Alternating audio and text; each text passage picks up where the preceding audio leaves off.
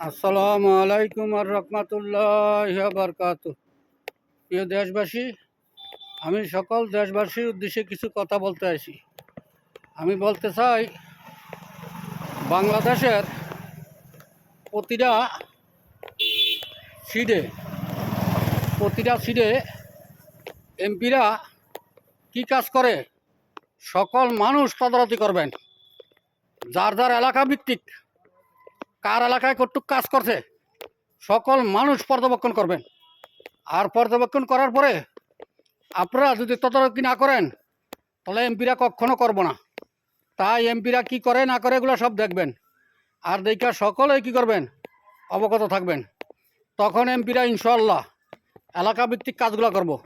এলাকার রাস্তাঘাট করতে হইব, প্রতিটা এলাকার মানুষের দায়িত্ব, সরকারের দায়িত্ব না যে আপনি এলাকার কাজ এলাকায় বুঝা লইবেন।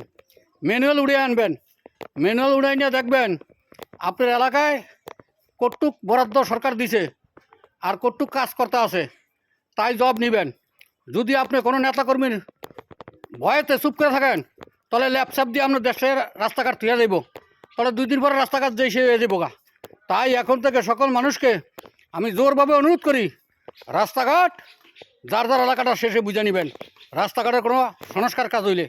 আসসালামু আলাইকুম আর রহমতুল্লাহ বারকাত।